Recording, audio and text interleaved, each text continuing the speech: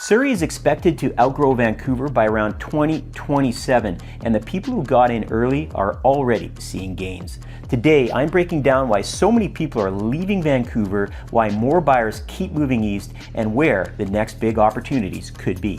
And if you're thinking about moving in the next few years, this change could have a huge impact on where your money goes the furthest. So let's dive in. For the first time in over a decade, more people are leaving the Metro Vancouver area than arriving from other provinces. According to Statistics Canada population data released in January of 2026, the Vancouver area saw a net loss of around 4,600 people in the 12 months ending July 2025. On top of that, Vancouver lost around 16,000 people to other parts of BC in that same period. The city grew by just 0.2% from mid-2024 to mid-2025 compared to 3.7% the year before. But when you see where people are going, it all starts to make sense. From 2016 to 2021, internal migration within Metro Vancouver shot up by around 60%. Vancouver is responsible for roughly 29% of all regional outmigration, the highest share of any municipality in the region. The city is its own biggest source of people leaving. And later we'll get to the age groups of those who are leaving, and this will probably surprise you, but let's finish here first. So where are they all going? Now, Surrey is capturing the largest share of this inbound migration, around 12%, followed by Langley at around 11%. The 2027 projection comes from Rennie, one of the top real estate intelligence firms in the region, drawing on BC Stats, the province's own official statistical agency. Rennie projects Surrey could surpass Vancouver as soon as around 2027, a decade sooner than Metro Vancouver's own projections, which had it happening around 2038. And Surrey's growth goes beyond housing. It added 87% more jobs between 2011 and 2021, reaching around 230,000 jobs, making it Metro Vancouver's second largest employment hub. The economic center is moving east. So that's the foundation, but the number that stops people cold is the price gap. So let's dive into that. But first, quick pause here. Right about now is when people usually reach out to me. And if you're watching because you're thinking of making a move from Vancouver into maybe Surrey, Langley, White Rock, I work with buyers going through this transition almost monthly. So if you'd like to chat about possibly making this move too, give me a call. My contact info is in the description below. And there's also a link if you'd like a free, no obligation home evaluation to see where you sit if you already own a home in the area. Now, let's get back to the numbers. 2 families, same household, same income, same stage of life, same goal. Buy a detached home. One buys in Vancouver, the other buys in Surrey. The gap between those two decisions is not just a neighborhood upgrade. It's, depending on where you look, somewhere between $400,000 to well over $1 million. According to the Greater Vancouver Real Estate Board April 2026 market report, the benchmark price for a detached home in Metro Vancouver is sitting in the high 1.8 millions right now. But over in the Fraser Valley, things look very different. The Fraser Valley Real Estate Board's April 2026 statistics package shows detached homes across Surrey are benchmarking in the mid 1.4 millions. Surrey North is even lower, coming in around the low to mid 1.3 millions. If you compare the Metro Vancouver composite detached benchmark to Surrey North, you're looking at a gap of roughly $500,000. And if you're comparing specific Vancouver West neighborhoods to the most affordable Surrey zones, that gap stretches well beyond $1 million. That's your kids' education, your retirement, and your ability to build real wealth rather than just servicing debt. Langley's detached homes are in the mid 1.5 million, still about 300,000 less than the Metro Vancouver detached benchmark. And when you look at it that way, the value is tough to argue with. But there's something else I want to mention here. People used to accept the Vancouver premium because that's where the jobs were, but the math has changed. The jobs, the businesses, the commercial development, it's all spreading east now. So the trade-off of, I pay Vancouver prices because I need to be closer to work is applying to fewer and fewer people as time goes on. People are building their careers in communities that have come into their own. And when you pair that change with what families are finding when they land in places like Willoughby and Cloverdale, everything gets even clearer. Now, walk through Willoughby on a Saturday morning and you'll see something you almost never see in Vancouver's downtown core, and that's kids everywhere. And that's not by accident. The data behind it is eye-opening. The people driving this move are working age adults, mostly in that 20 to 40s age group. And within that group, families with kids are one of the biggest drivers. Specifically, families who are done with small city condos and ready for something different. Two numbers make this concrete. In Langley's Willoughby neighborhood, roughly a quarter of the population are kids. In Vancouver's West End, that number is closer to 5%. Same metro area, a completely different reality. Willoughby is the kind of place where playgrounds are packed, the actual backyards exist, and it's where raising kids, doesn't feel like a constant logistical challenge. Schools factor into this too. RE Mountain Secondary in Willoughby has a full international baccalaureate diploma program, a globally recognized university prep program, and it's publicly funded. So you don't need a private school budget to get that level of education. For families making this move, that's very important. The appeal is straightforward when you say it out loud. You're trading Vancouver's dense high-rise environment for a quieter, more community-oriented neighborhood. Parks and trails minutes from your front door instead of a 45-minute drive. Neighbors who know your name, streets where kids can play outside. It's a different way of living, and the housing stock available at these prices make it possible in a way the city of Vancouver doesn't. And that's what we're diving into right now. In Vancouver, there's a type of home that's pretty much been priced out of existence, and for some people moving east, finding it again is what makes a decision so clear. The missing middle refers to the housing stock between a small urban condo and a multi-million-dollar detached home. Think townhomes, row homes, detached homes on reasonable lots with yards and garages.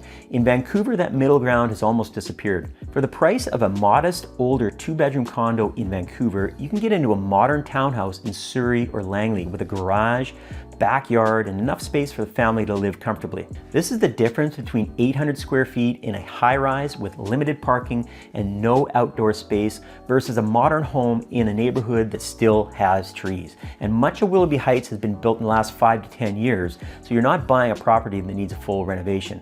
You're getting modern finishes, open floor plans, and energy-efficient construction and real storage space. And again, the Fraser Valley Real Estate Board's April 2026 data shows Fraser Valley townhomes are benchmarking in the low to mid 700,000s across the region. Meanwhile, Metro Vancouver townhomes are benchmarking well over $1 million. More home and a newer home for hundreds of thousands of dollars less. Now, let me share one more factor pushing people south and east, and you might not even think to ask about it. North Vancouver gets almost double the rainfall that the areas south of the Fraser River get. Now, everyone associates the Lower Mainland with rain, and the reputation isn't unearned. But where you live in this region affects your weather more than you'd think. According to Science World BC and Environment Canada, North Vancouver, which is right up against the North Shore Mountains, gets around 2,500 millimeters of rain per year. Vancouver, which is located a bit more to the south, gets around 1,500 millimeters. And when you look at White Rock, which is about as far away to the south that you can get before you hit the US border, that number drops below 1,000 millimeters per year. So if you do the math on that, North Vancouver gets around 150% more rain than White Rock does. And the reason, as I alluded to, is geography. The North Shore Mountains sit right behind North Vancouver, and when those Pacific weather systems roll in off the ocean, the clouds hit those mountains, rise upward, and dump their moisture right there. Now, if you move south and east towards White Rock, South Surrey, Langley, you're moving away from these mountains. The geography works in your favor, giving you a drier, sunnier experience year after year. White Rock and South Surrey are at the southernmost point of Metro Vancouver, right at the US border. You've got around 8 kilometers of sandy beaches and a 470-meter pier extending out into the bay. It's the kind of place where you can grab a coffee, stroll along the waterfront, and enjoy West Coast living. When you move out of Vancouver's urban core, you're gaining more square footage and a new way of living. Now, traffic is still an issue in Surrey and Langley. This is Metro Vancouver after all, but the pace of daily life is different. Parks and trails feel like they're within reach, not a weekend-only thing. There are farmers markets, community events, and neighborhood energy. Weekends feel different when your backyard is something you use. For a lot of people who grew up in lower density areas and ended up in Vancouver for work, making the move east feels less like a compromise and more like coming back to something. And there's one more piece of infrastructure making all this more practical, and it's worth around $6 billion. Okay, so I want to keep this short since we've already done full deep dive videos on the Surrey Langley Skytrain extension, and we'll be doing them as construction moves forward.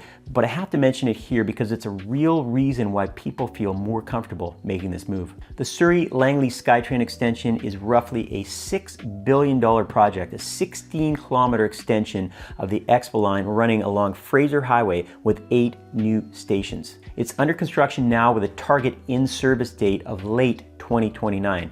And once it's up and running, you're looking at a roughly 22-minute trip from the King George station all the way to Langley City Centre. That's going to change the commute for anyone who still needs access to the Metro Vancouver network. And with BC's Bill 47 transit-oriented development legislation in place, which is provincial law and not optional, every station along the new line now triggers mandatory higher density zoning.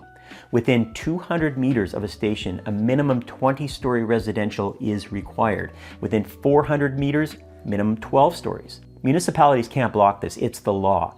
The communities along that corridor are already changing in anticipation of 2029, and those who get ahead of the Skytrain are positioning themselves well. Now, there's a pattern to all of this movement that tells you where this market is heading. There's a chain reaction that's been changing Metro Vancouver for years, and you'll understand why the window to act just keeps moving east. Vancouver puts pressure on its residents. Detached homes are in the high 1.8 millions, and as I said earlier, that pushes people east into Surrey and Langley.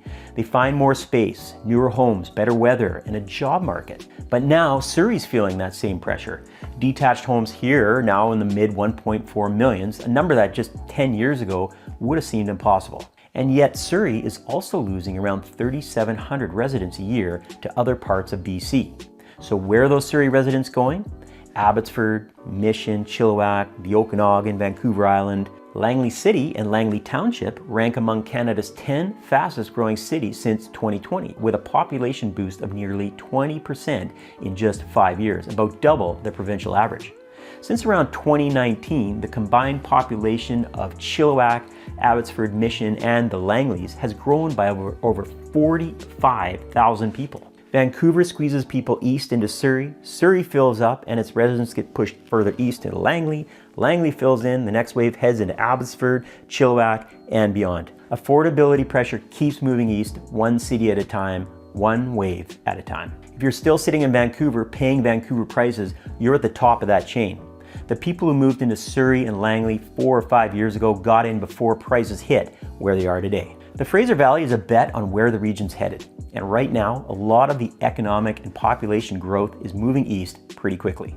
So if you're thinking about making a move and want an honest read on where the best locations and opportunities are, email me at info@moteam.ca today, and I'll tell you what we're seeing on the ground. And if you're ready to dive into which areas of Surrey are worth targeting versus the ones to approach carefully, the video I've linked here breaks it all down.